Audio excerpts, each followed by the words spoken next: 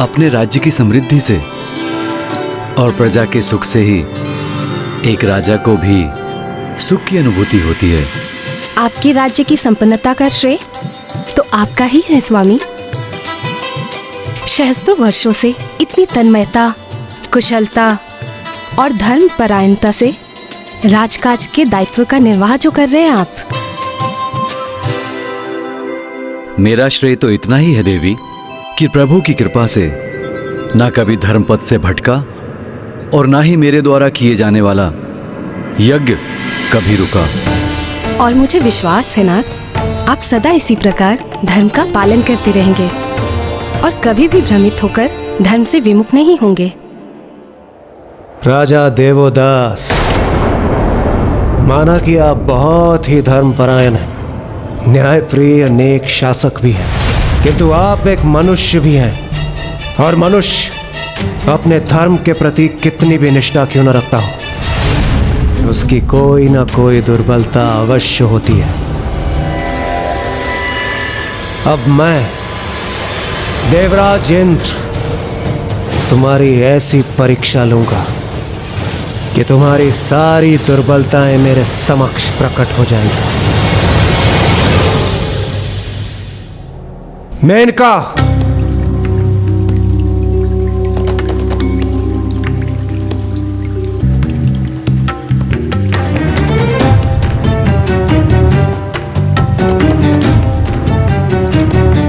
मेनका, मेनका, मेनका,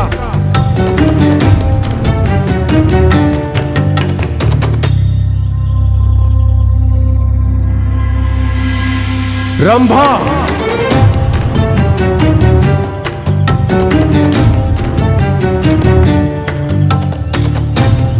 रंभा, रंभा, रंभा।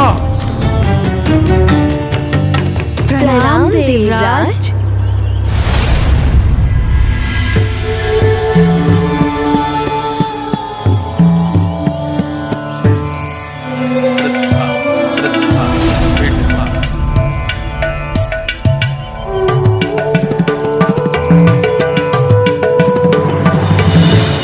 आदेश दीजिए देवराज।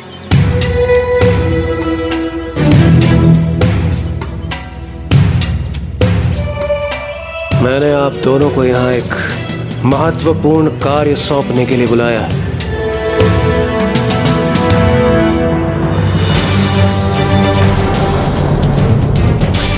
इंद्रदेव को युक्ति सूझी भी है तो उनके स्वभाव के अनुरूप राजा देवदास की परीक्षा हेतु उन्होंने स्वर्ग की 2 सर्वाधिक सुंदरियों को बुलाया है। उन्होंने मुझे आप दोनों के अपूर्व सौंदर्य से, आपके नारी सुलभ आकर्षण से एक पुरुष की परीक्षा लेनी है।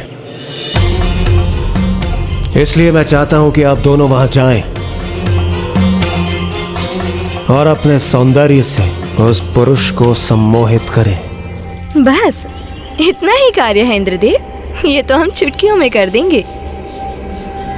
यह कार्य इतना सरल नहीं है। आप दोनों का सौंदर्य अपूर्व अवश्य, किंतु काशी नरेश देवोदास कोई साधारण मनुष्य नहीं। वो अपनी भक्ति, धर्म और कर्तव्यों के प्रति सजग है। इसलिए मैं चाहता हूं कि हम आप दोनों समझ गए देवराज। देवराज, हमारे समक्ष तो इनसे भी महान व्यक्तित्व झुक गए, तो राजा देवदास कितने भी असाधारण क्यों ना हो, हम दोनों जाके उनके राज्य भवन में अपने नृत्य से उन्हें लुभा लेंगे। आप तनिक भी चिंता मत कीजिए देवराज। चिंता नहीं, मुझे आप दोनों पर पूर्ण विश्वास है। राजा देवोदास इस परीक्षा में अवश्य विफल होंगे। विलंब मत कीजिए, शीघ्र प्रस्थान कीजिए। मेरे अनुसार धर्मप्रिय राजा देवोदास को समझाने अथवा उनकी परीक्षा लेने हेतु अप्सराओं को भेजने का कोई औचित्य नहीं।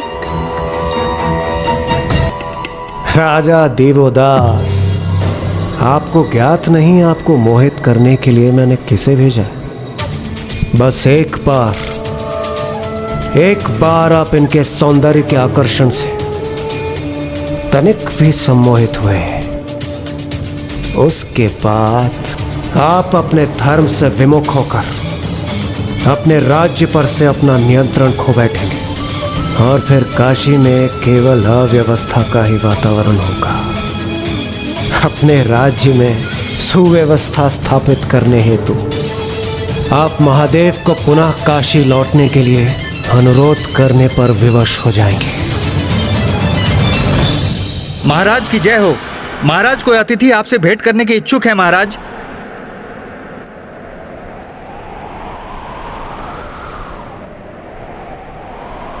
ये किसके पायल की ध्वनि है?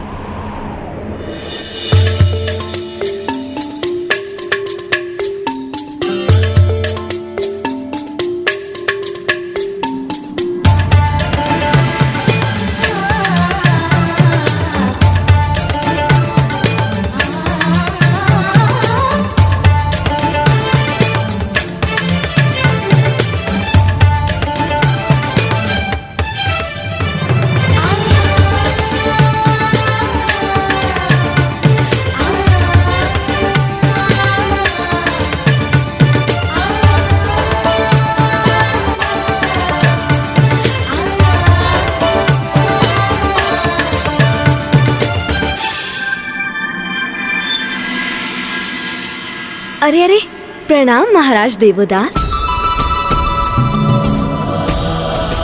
आपने अपने नेत्र झुका क्यों लिए महाराज? सौंदर्य को देखना, उसकी प्रशंसा करने पर तो कोई निषेध नहीं। ये तो सर्वथा उचित है, उत्तम है। इसलिए आपका हमें देखना किसी धर्म के विरुद्ध नहीं। इसे अपने सौंदर्य का अपमान न समझे देवियों, किंतु पर स्त्री पर दृष्टि डालना महाराज देवोदास के लिए पाप के समान है। कितनी उमंग से आई थी हम यहाँ महाराज देवोदास से विमर्श करने, किंतु यदि वो हमें देखेंगे ही नहीं तो हम उनसे वार्तालाप कैसे करेंगे?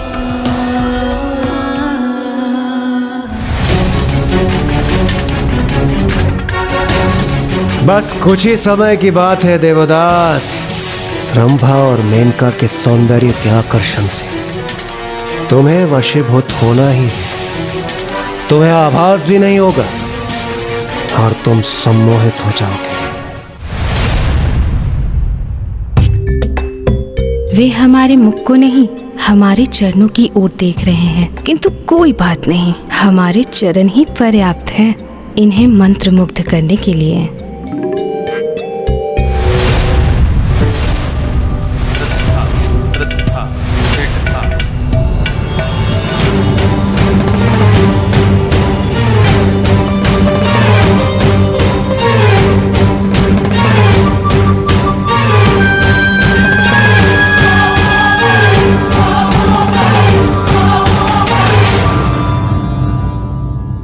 आज तक कोई भी हमारी सुंदरता से बच नहीं पाया है। मुझे ज्ञात था राजा देवोदास भी स्वयं को रोक नहीं पाएंगे।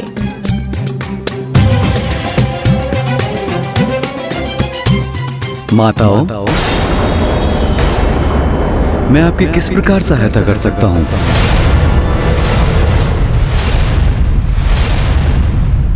यदि आप हमारे सौंदर्य को एक बार अपनी दृष्टि से देखेंगे तो आप हमें माता नहीं सुंदरी कहकर संबोधित करेंगे।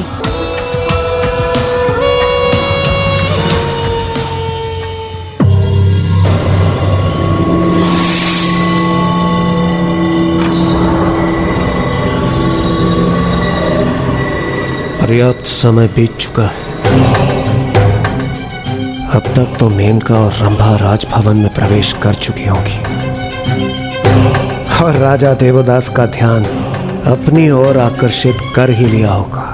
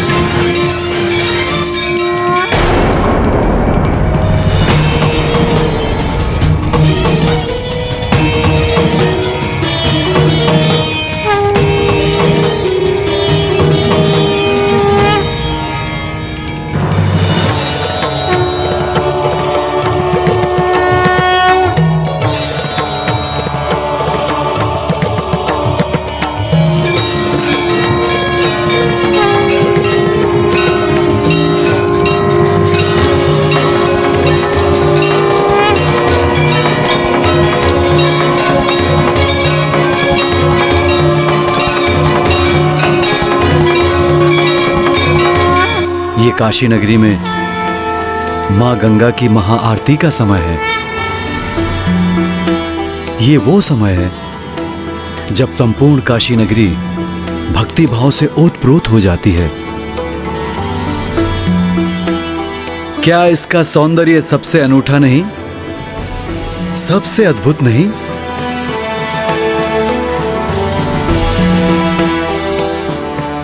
सुंदर है ये स्वर, ये भाव अति सुंदर है।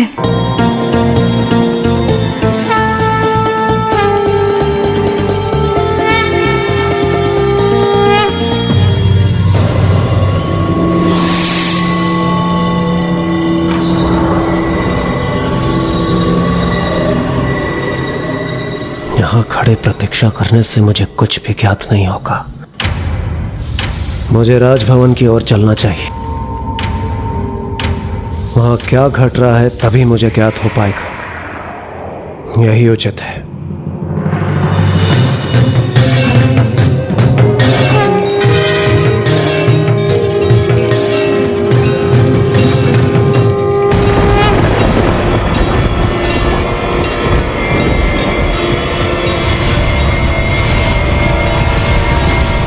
ये मेनका और रंभा तो यहाँ इन ऋषियों के साथ आरती करने लगी। यही तो काशी की महिमा है, वो सभी के हृदय में भक्ति जागृत कर देती है। आप सर्वथा उचित कह रहे हैं गणेश जी, किंतु अब इंद्रदेव के परीक्षा रूपी योजना का क्या होगा?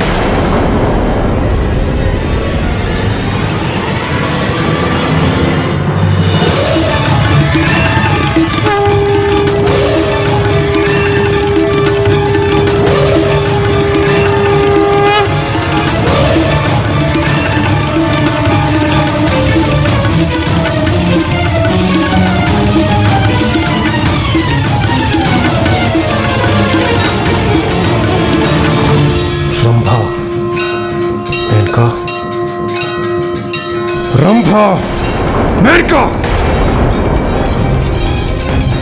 मैंने तुम दोनों को यहाँ एक विशेष उद्देश्य से भेजा था। राजा देवदास की परीक्षा लेने के स्थान पर ये तुम दोनों यहाँ कर क्या रही हो? हम वही कर रहे हैं देवराज जो स्वयं आपको करना चाहिए था। काशी जैसे पावन स्थान पर आकर प्रार्थना में लीन होना चाहिए, ना कि किसी व्यर्थ की परीक्षा में। आपको लज्जा आनी चाहिए देवराज।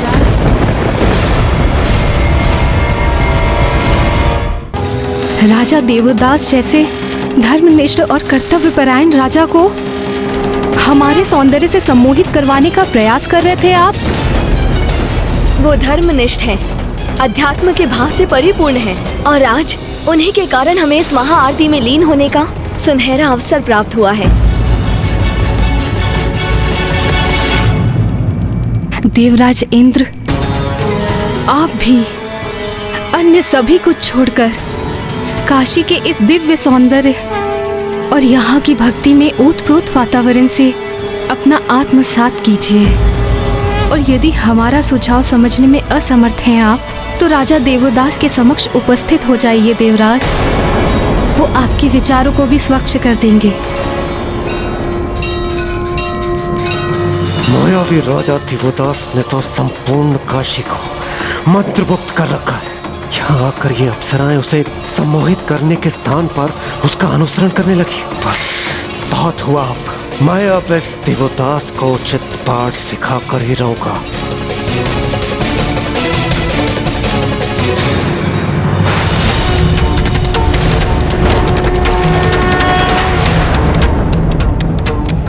नहीं, ये इंद्रदेव करने क्या जा रहे हैं?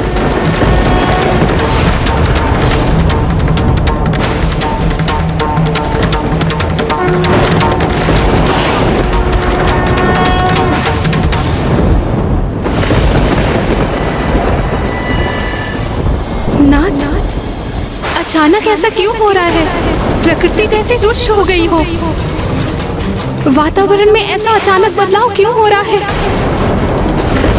ऐसा प्रतीत होता है जैसे ये कोई भावी संकट का संदेश है। कुछ अप्रिय घटित होने वाला है।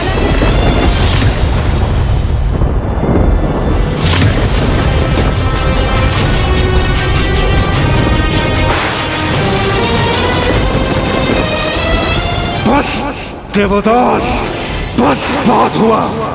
मैं तुम्हें काशी पर अपना एकाधिकार स्थापित करने कदापि नहीं दूंगा, कदापि नहीं। काशी महादेव की है और महादेव की ही रहेगी। अब तुम देखना, मैं अपने प्रभाव से ऐसा प्रकोप उत्पन्न करूंगा कि तुम महादेव से पुनः काशी लौटने की भीख मांगोगे।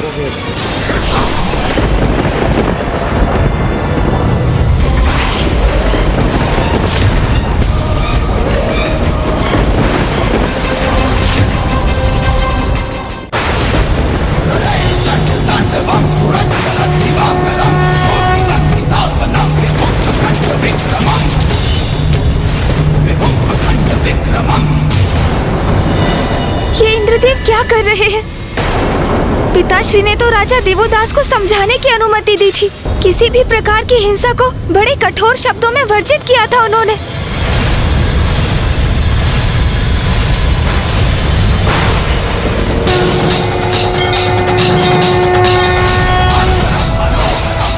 ऐसा विस्फोट उत्पन्न करूंगा कि तुम्हारा ये राजपाट, तुम्हारा ये स्थान काशी से विलग होकर कहीं दूर चला जाएगा।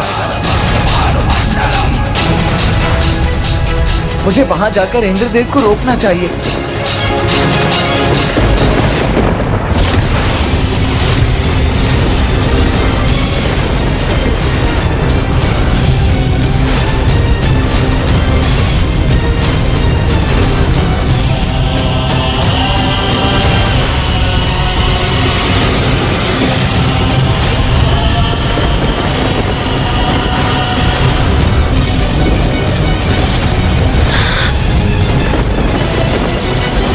महादेव, मैंने अपने सभी शब्दों का मान रखा है, सदा धर्म का पालन किया, फिर ऐसा सर्वनाश क्यों हो रहा है? मुझ पर कृपा कीजिए महादेव, कृपा कीजिए, मेरी सहायता कीजिए महादेव, सहायता कीजिए, मेरी सहायता कीजिए महादेव, सहायता कीजिए।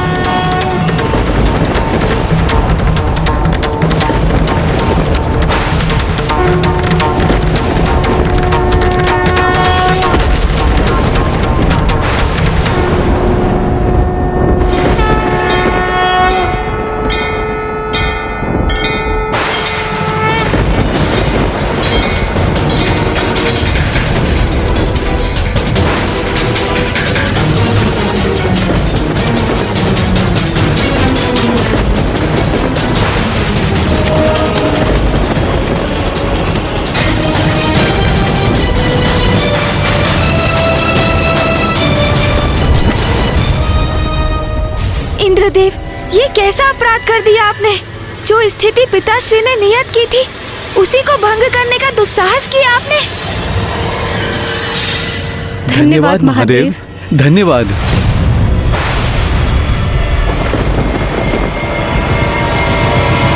इंद्रदेव, इंद्रदेव,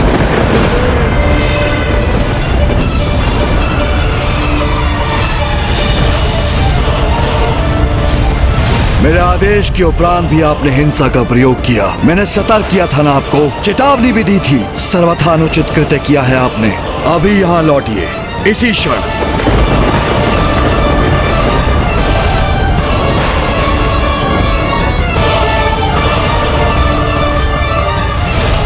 ये क्या अनर्थ कर दिया आपने देवराज? पिताश्री ने आपके लिए जो उपबंध तय किया था, आपने उसी को भंग कर दिया। अब ज्ञात नहीं पिताश्री के कोप से कौन रक्षित कर पाएगा आपको।